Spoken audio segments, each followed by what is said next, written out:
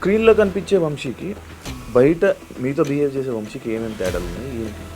అంటే స్క్రీన్లో మోటివేషన్స్ ఇస్తారు కదా, అవి బయట ఉండవు. అక్కడ ఉన్న ఎంప్లాయీస్ని కూడా అంటే బయట ఇచ్చేంత మోటివేషన్ ఆయన అండ్ మనుషులతో బిహేవింగ్ కూడా నేనైతే నరకమే చూసినా. నేనైతే నైట్లో ఎక్కడెక్కడికో రమ్మంటారు.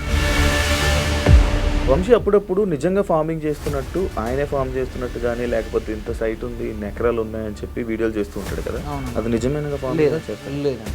అది కూడా ఫేక్ లేదండి. ఆయనకి నిజంగా నేను చెప్పేది ఏంటంటే మీకు ఇది ఒకటే,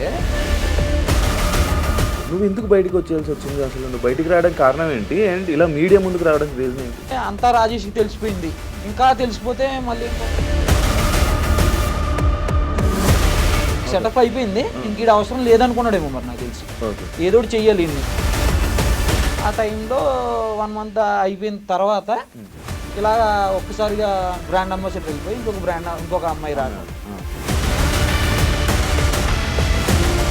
అమ్మాయిలు ఎందుకు అంటే న్యాచురల్ ఫార్మింగ్ అంటే అమ్మాయి ఉండాలా, లేకపోతే మీరు చేయలేరా, మనుషులు చేయలేరా? ఎవరు అమ్మాయిలతో అవసరం ఏంటి? బిజినెస్ అదే ఆయన మెయిన్ కాన్సెప్ట్. అమ్మాయిలు వాడుకుంటుంటారు అని చెప్పి ఒక స్టేట్మెంట్ అనేది నేను విన్నా. కస్టమర్స్ కూడా చాలాసార్లు అన్నారు మా ఎదురుగానే. వంశీ ఆర్గానిక్ అనేది ఫేక్ అంతేండి, అంతే ఇంకంతే అనుకోవాలి. అమ్మాయిలు ఎందుకు వెళ్ళిపోతున్నారు? నీకు ఏమైనా రీజన్ చెప్పారా? ఇప్పుడు జనాలు గొర్రెలే అంతే. ఈయన గొర్రెలు చేస్తున్న ఈయన ఏమనాలి? ఒక డిస్కషన్ నచ్చింది అనమాట ఆయనకి, నాకు ఒక 3 hours.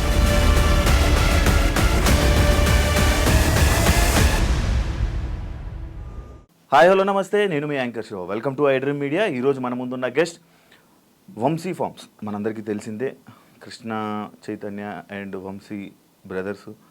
అందులో వంశీ ఇలా ఫార్మ్స్ చేయడం like organic food, organic vegetables అని చెప్పి ఆర్గానిక్ అన్నీ అమ్ముతున్నానని చెప్పి లైక్ ఇలా స్టోర్ పెట్టడం జరిగింది. అదే కాకుండా అమ్మాయిలు కూడా అలాగే చేంజ్ చేయడం జరుగుతుంది. అందులో వర్క్ చేసిన మేనేజర్ రాజేష్ ఈరోజు మనతో ఉన్నారు. ఏదైతే ఆయనకి అమ్మాయిలు పిచ్చి అనే ఒక స్టేట్మెంట్ అండ్ ఆర్గానిక్ ఫామ్ అది ఆర్గానిక్ కానే కాదు అని కొన్ని ఎలిగేషన్స్ అయితే పెట్టడం జరిగింది. అసలు ఏం జరిగింది మనకు తెలియని విషయాలు తెలుసుకునే ప్రయత్నం అయితే ఈరోజు రాజేష్తో మాట్లాడి తెలుసుకుందాం. రాజేష్ హాయ్. హాయ్ అండి, ఎలా ఉన్నావు? బాగున్నాను, మీరు ఎలా? నేను బాగున్నాను రాజేష్. థ్యాంక్ యూ పిలవగానే ఫస్ట్ ఇంటర్వ్యూకి వచ్చినందుకు. ఎప్పుడు జాయిన్ అయ్యావు అసలు? అందులో ఎందుకు జాయిన్ అయ్యావు? మళ్ళీ ఎప్పుడు మానేసావు? నేను Feb 1st జాయిన్ అయ్యానన్న. నేను సెకండ్ ఎంప్లాయ్ దాంట్లో. నాకన్నా ముందే హెచ్ఆర్ ఉండే, ఆమె నన్ను రిక్రూట్ చేసింది. అంటే నేను నాది వేరే బిజినెస్ ఉండే. ఒక స్మాల్ యాక్సిడెంట్లో నా బిజినెస్ కొద్ది లాస్లో పోయింది. పోయినప్పుడు కొద్దిగా నేను డిప్రెషన్లో ఉండి నార్మల్గా ఇంట్లోనే ఉంటుండే. ఊర్లో మాది అమలాపురం పక్కన విలేజ్, చిన్న విలేజ్.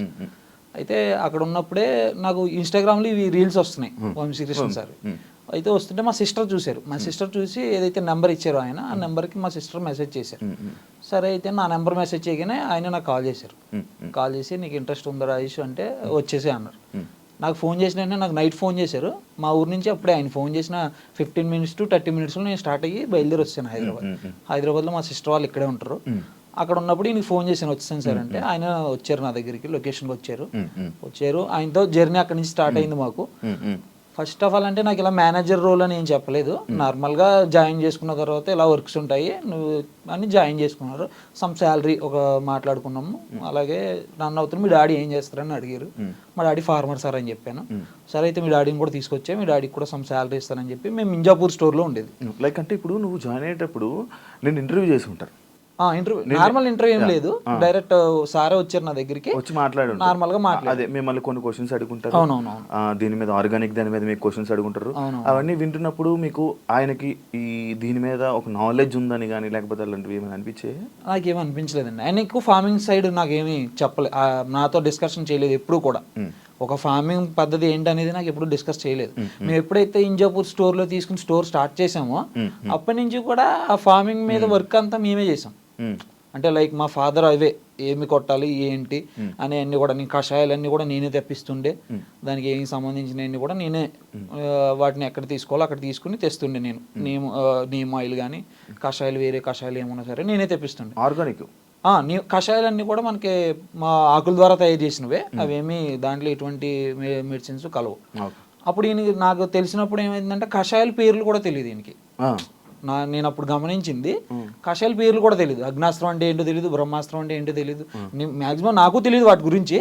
కానీ వాటి పేర్లు అయితే తెలుసు నాకు, దేనికి వాడతారనేది కొద్ది నాలెడ్జ్ ఉంది నాకు, మా డాడీ ద్వారా నేర్చుకున్నాను. మన విలేజ్ తెలుస్తుంది.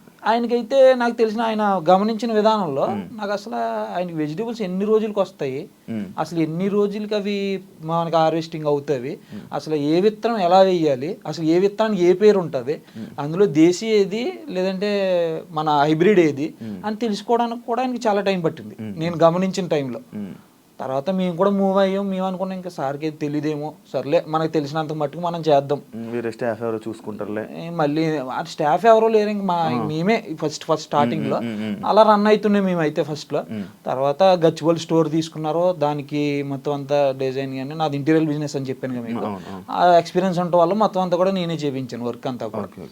మనం ఏంటంటే ఫస్ట్ నుంచి మెయిన్ రోల్ ప్లే చేసాం, హెచ్ఆర్ కన్నా మెయిన్ రోల్ ప్లే చేసాం మనం. ఎట్లా మామూలు అన్నిటిలోని ప్రతి మెటీరియల్ గురించి కానీ అది ఎక్కడి నుంచి వస్తున్నాయని కానీ ఏం తీసుకోవాలి ఏం చెయ్యాలి అన్నీ కూడా మా హ్యాండ్ ఓవర్లోనే పెట్టారు ఫస్ట్లో. అప్పుడు అన్నీ మా హ్యాండ్ ఓవర్లో నుండి మేము చేసేవాళ్ళం. అప్పుడు అనుకున్నాం ఇంక మాకు తెలుసు కదా మేము చేస్తున్నాం అనుకున్నాం తప్ప ఈయనకి దాని మీద నాలెడ్జ్ లేదని నాకు తెలియదు. అప్పుడు ఆ తర్వాత తెలిసింది కొన్ని. ఈ పంచగ విద్రవం అంటే ఏంటో తెలీదు, ఘనజీవామృతం అంటే ఏంటో తెలీదు, అంటే ఒక పద్ధతి తెలుసు అంతే, ఆ పేరు తెలుసు.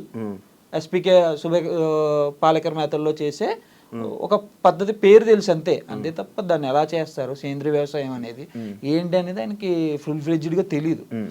వేరే వాళ్ళ ద్వారా కనుక్కొని చేయడం తప్ప దాని గురించి సరైన నాలెడ్జ్ అయితే లేదు నేను గమనించిన మట్టికి. ఓకే, నువ్వు ఎందుకు బయటకు వచ్చేయాల్సి వచ్చింది అసలు? నువ్వు బయటికి రావడానికి కారణం ఏంటి అండ్ ఇలా మీడియా ముందుకు రావడానికి రీజన్ ఏంటి? అంటే నేను బయటికి రావడానికి మెయిన్ కారణం వచ్చేసరికి నేను చాలా హార్డ్ వర్క్ చేశానండి దాంట్లో.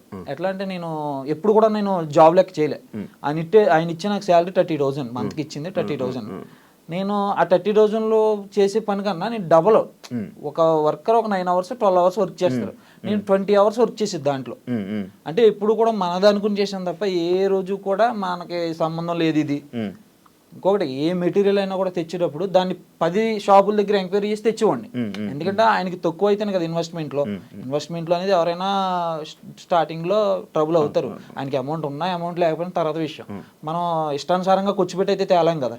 ఆయన మనకి ఏదో హ్యాండ్ ఓవర్ చేశారు కదా అని చెప్పి మనం ఒక 10 కొట్లు షాపుల్లో ఎంక్వైరీ చేసి అన్నీ తెచ్చేవాళ్ళం.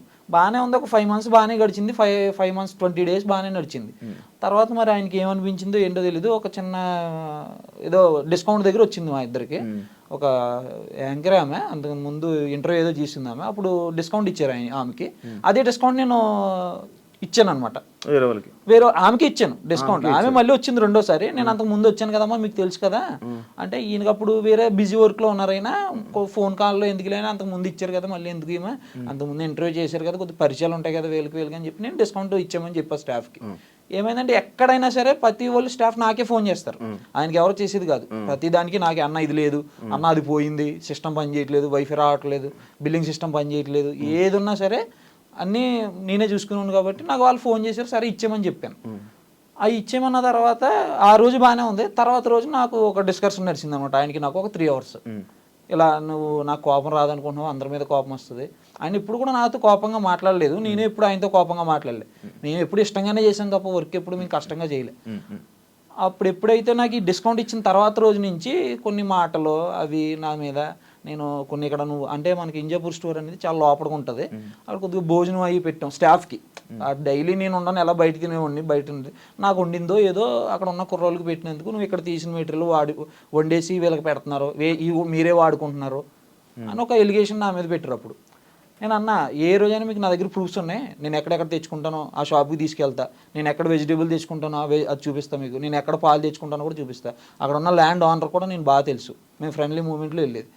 అంత చేసిన ఇంత కష్టపడ్డా వాడికి ఈయన ఇచ్చిన బిరుదు ఇదా? నేను అనేది నాకు బాధ ఏం కాదండి దాంట్లో. తర్వాత కూడా నేను ఏమీ బయటికి రాలే. ఒకవేళ నీతో కానీ వంశీ కానీ మంచిగా ఉండుంటే, నీతో మంచిగా ఉండి నువ్వు ఇలా కంటిన్యూ చేస్తుంటే నువ్వు ఆయనకి సపోర్ట్ చేసుకుని ఇప్పుడు బయటికి రాకపోదు కదా. బయటికి రాపోతుంది కదండి.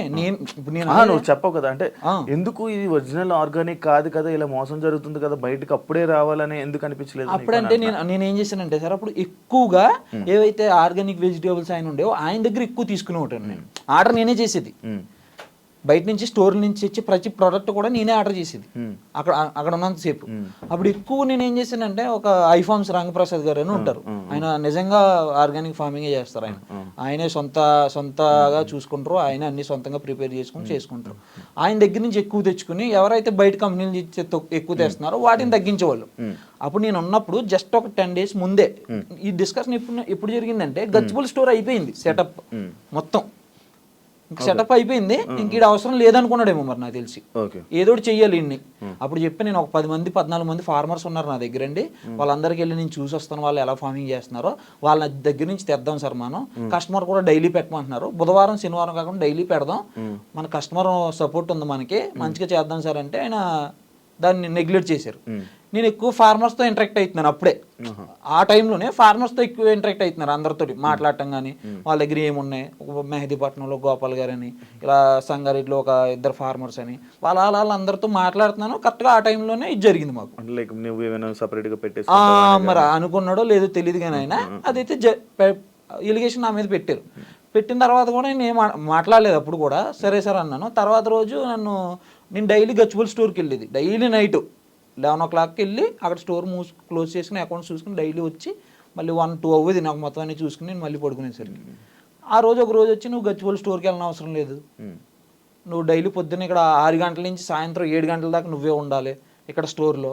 ముందు ఇవన్నీ నాకు హ్యాండ్ ఓవర్ చేసి ఒకసారి నువ్వు స్టోర్లోనే ఉండాలి, మళ్ళీ నువ్వు టైమింగ్స్ పెట్టాలి, ఇన్ టైం పెట్టాలి, అవుట్ టైం పెట్టాలి అని చెప్పి, ఇంకా నువ్వు అవి వాడుకుంటున్నావు ఇవి వాడేసుకుంటున్నావు, నాకు క్లారిటీగా కావాలి అని చెప్పి. నేను ఏమో వాడుకోలేనప్పుడు నాకు పడాల్సిన పని ఏముందండి.